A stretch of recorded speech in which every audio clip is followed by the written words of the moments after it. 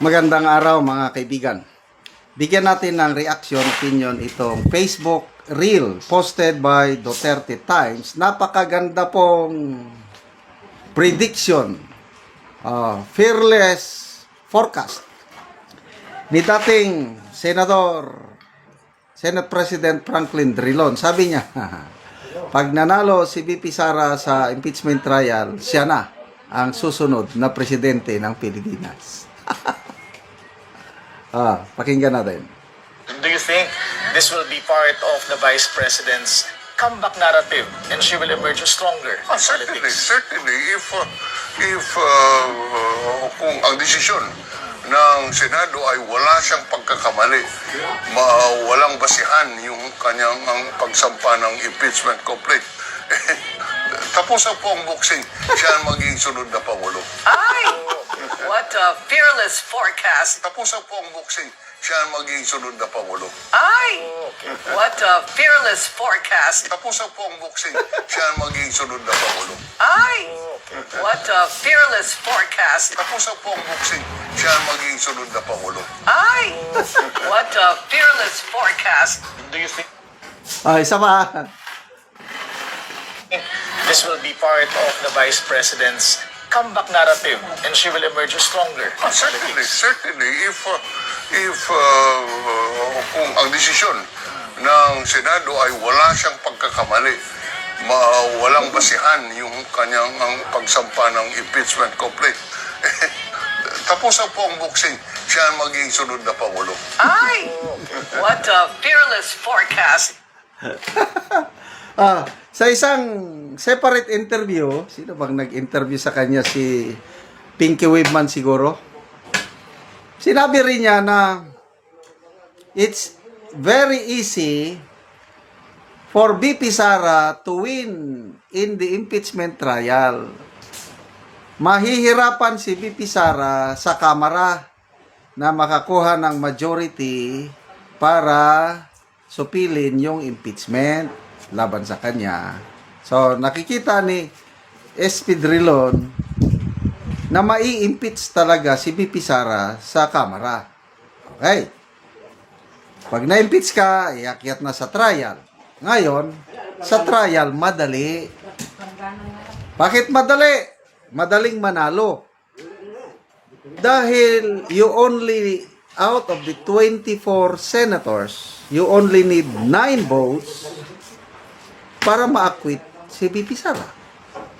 At sabi ni SP Drilon, yung minority senators na siyam, it is expected that they will vote for the acquittal of VP Sara.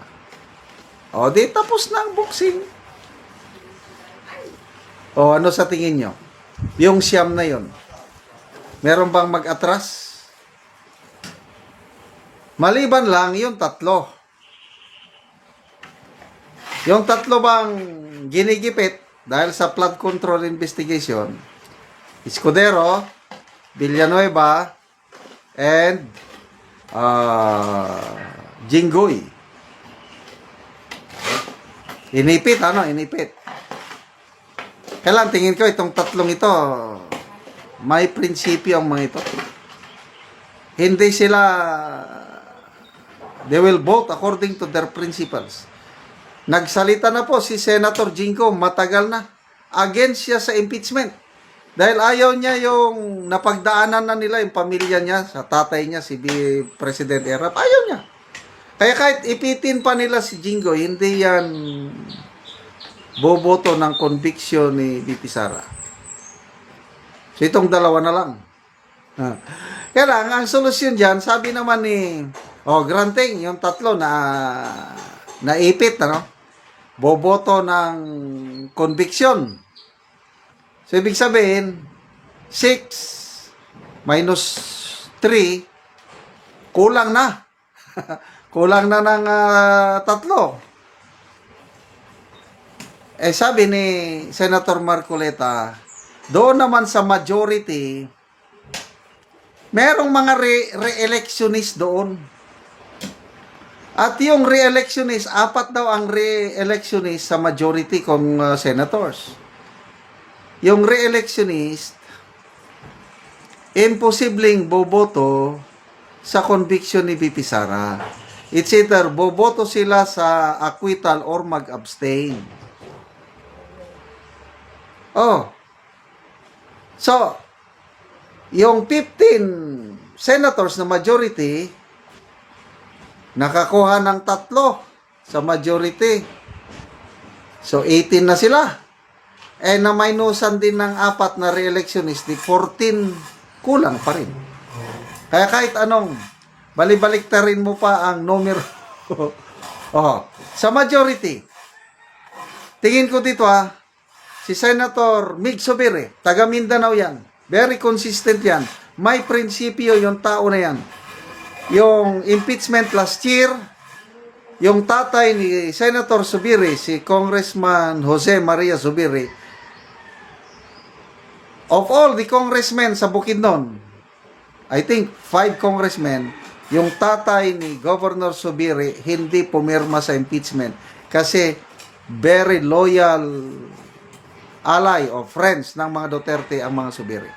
Kaya hindi boboto conviction ni VP Sara itong si Mig Zubiri. Sino pa? Ang nakikita ko lang Pia Cayetano. Malapit na kaibigan ng mga Duterte ang mga Cayetano. Kaya nga nung 2016 na eleksyon presidential, ang kinuha ni Tatay Digong natin si Senator Alan Peter Cayetano. Kaya nakikita ko si Senator Pia Cayetano boboto acquittal ni VP Sara plus yung 2 bilyar. Kung hindi man yan boboto ng acquittal, pwede silang mag-abstain. Kaya forecast ko rin siguradong mananalo si VP Sara sa kanyang impeachment trial sa Senado. Punta na tayo kay Senator Drilon kung malusutan ni VP Sara ang trial tapos ng boxing. Siya na ang susunod na presidente.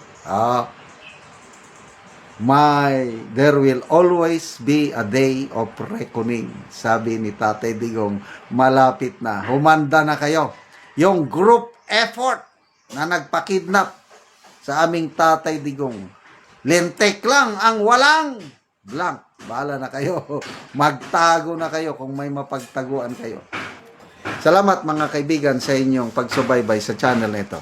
Nakakatulong kayo ng malaki sa tribong talandig ng Bukidnon dahil ang income o sweldo sa channel nito is pantulong po sa tribo.